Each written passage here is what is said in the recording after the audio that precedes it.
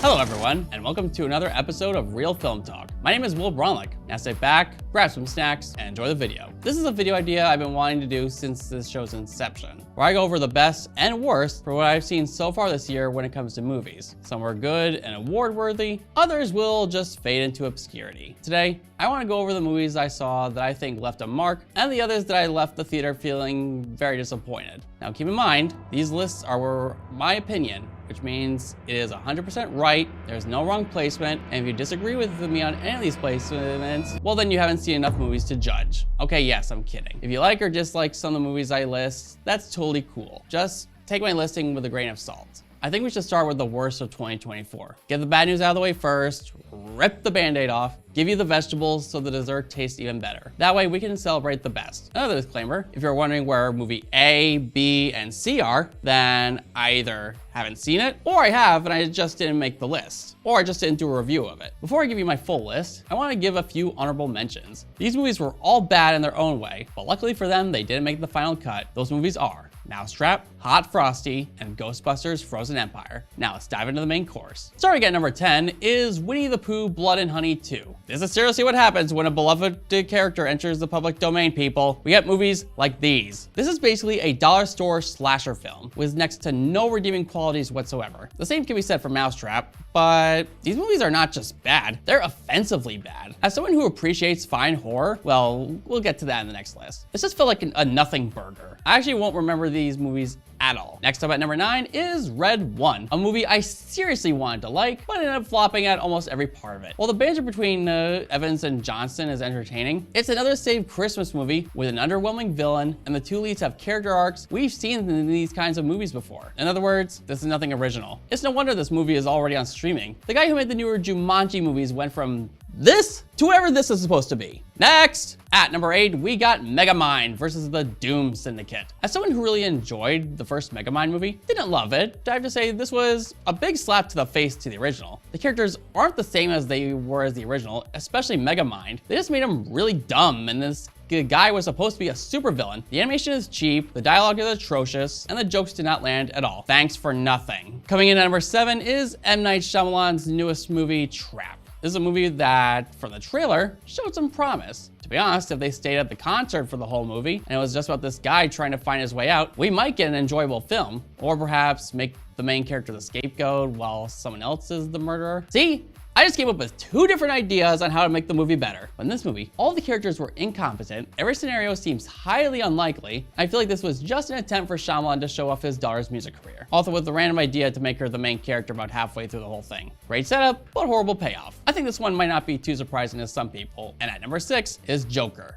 Fully ado. So I'm going to be completely honest, I liked the first Joker movie. I think Todd Phillips did an outstanding job, and I think Joaquin Phoenix was 100% deserving of the Oscar. But I don't think it was the best movie to come out of 2019. I could probably name 1 or 2 movies that were better, those being The Lighthouse and Parasite. Back on track. I didn't think a sequel to this movie was necessary, but of course, it became the highest grossing R-rated film of all time, so it seemed like a sequel was inevitable. What we got was mostly loosely tied to musical sequences, and there isn't much transition pushing the story forward throughout the movie. It just felt like a cheap cash grab. Oh boy, now we're getting into it. The bottom 5. Starting with number 5, we got The Crow reboot. This is a remake that wasn't needed at all. The original Crow is a classic, easily one of the best comic movies of all time, and we still remade it. The villain was completely one-dimensional and boring. The dialogue was unbearable to listen to. They even spend way too much time in the relationship between Eric and Shelley. It's not even a good relationship. They just talk about how much they love each other after only spending a few days together. There's really only about like 20-something minutes of actual action, and that isn't even done right. Word of advice, Hollywood, if you want to make a reboot, at least have the decency to do it right. Please. At number 4 is a movie I gave a review on for this show. You might have seen it. It's none other than Madam Web. What can I say about Madam Web that hasn't been said before? The villain was horrible, the acting was wooden, even Dakota Johnson bashed this movie before it came out. You know you have it bad when your lead role is making fun of your production. This has very little to do with Spider-Man, even though Sony was desperately trying to tie it together. What we got was a mess. But hey, at least we got some good memes out of it. He was in the Amazon with my mom when she was researching spiders right before she died. When we thought the Sony Spider-Man movies couldn't get worse, we ended up getting Kraven the Hunter. That's number 3 on this list. Like Madam Web, this had very little to do with Spider-Man and is just giving us villains to root for, even though the villains aren't that interesting to begin with. They're cool in the comics, but not when they're put on the big screen. At least Aaron Taylor Johnson would have NOS Feratu later. At number 2 is Night Swim.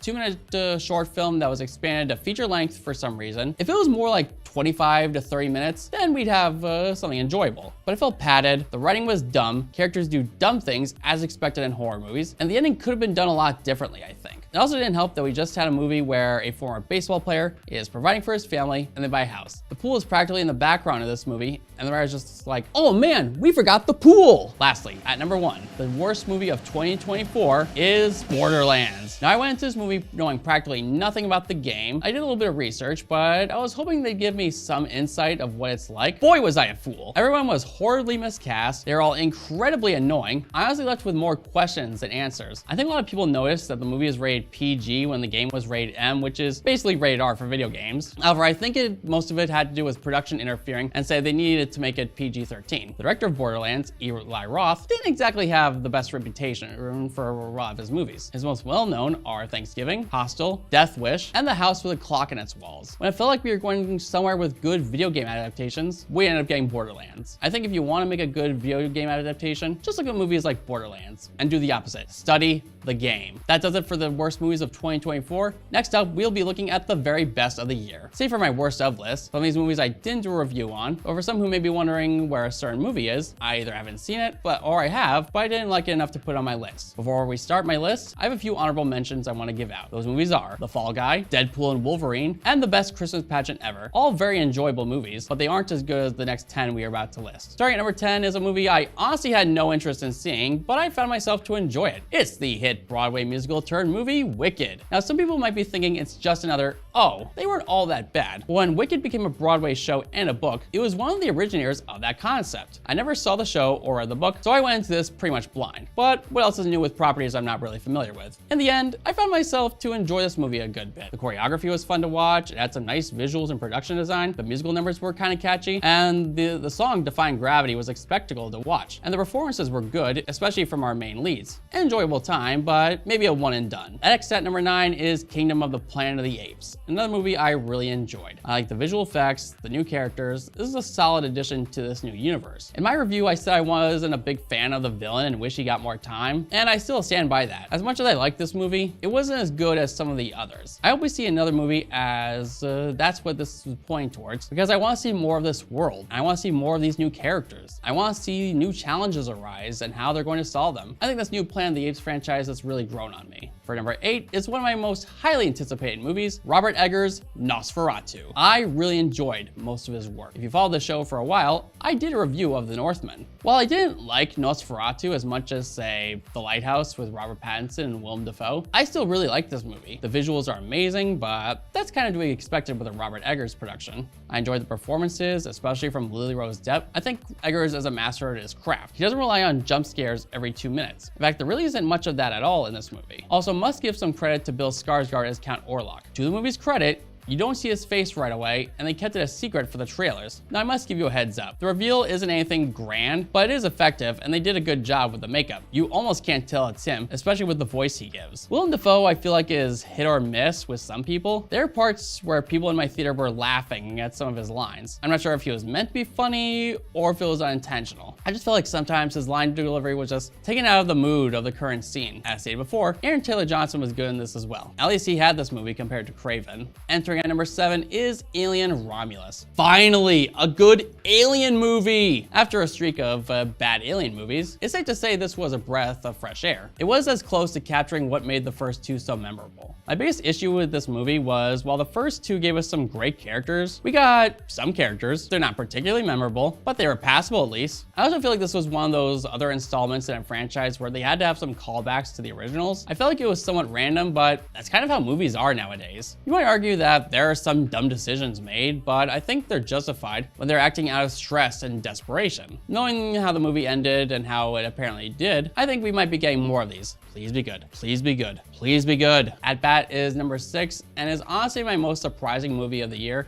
twisters. I know, an odd choice for this list, but just hear me out on this one. I didn't know what to think of this movie, whether it was going to be a sequel or a spin-off, but I found myself really enjoying this one. Glenn Powell was a lot of fun. He's become one of my favorite actors working today. The sound design was very solid. It was intense from time to time. I thought this was a pleasant surprise. No further comments, Your Honor. At number 5 is a movie I saw recently, and that's A Complete Unknown. Timothée Chalamet, welcome to the top of the mountain. His portrayal of Bob Dylan is outstanding. His voice for the songs is like the real Bob Dylan, and we take a deeper dive into his career, only to find out it wasn't as we expected. Bob Dylan comes off as a bit of a scumbag, but I really didn't mind it at all. It just goes to show this is real. This isn't one of those movies based on a true story where the main character is extremely likable and we want them to succeed at all costs. This is a true statement that every main character will have flaws, even if we don't like those flaws. I will admit it is slow and there isn't a ton of major conflict within this movie, but I was still highly satisfied with what I ended up getting out of this. Hopefully Chalamet gets an Oscar nomination for his role. Coming in at number 4 is Inside Out 2,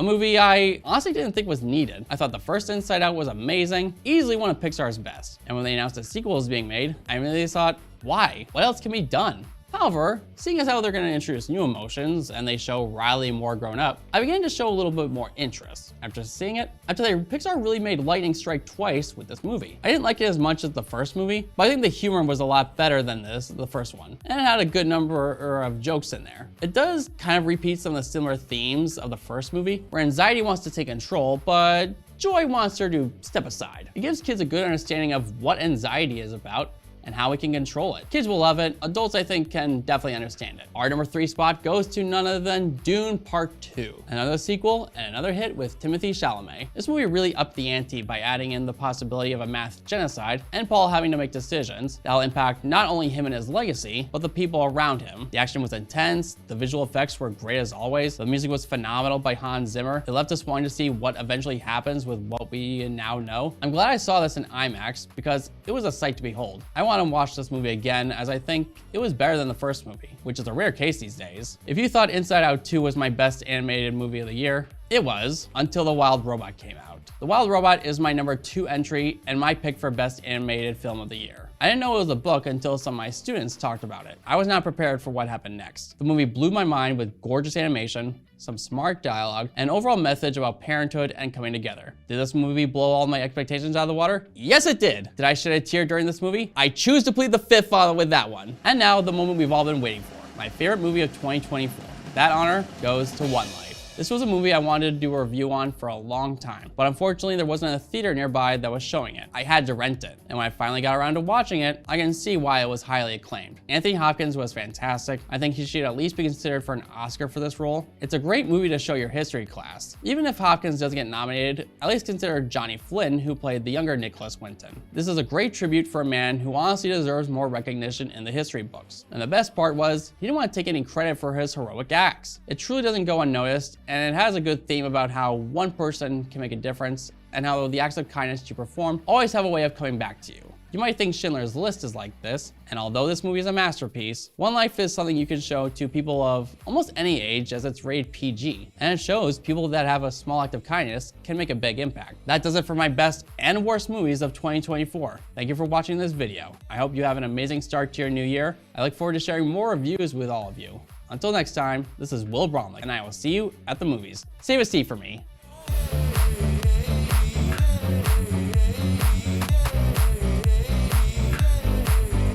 For over 40 years, SCM has been the voice of our town, bringing us together through local programming, education, and live broadcasts. SCM isn't just about television. It's about empowering our community, ensuring our voices are heard during government meetings, and celebrating milestones like our high school graduations. But today, SCM faces a challenge. Our funding structure is based on television subscriptions. And it's no secret, people have been cutting the cord. With a shift to internet-only subscriptions, SCM receives less revenue, even though all our programming is freely available online. We need your support. We need your support. we need your support. We need your support. we need your support. Your donation can make a difference. It will ensure that SCM remains open, continues to educate our youth, and keeps our community informed. Thanks to SCM, I've been honing my creative skills, helping me work towards my college degree. SCM is crucial for keeping our community connected. SCM isn't just here to broadcast local events.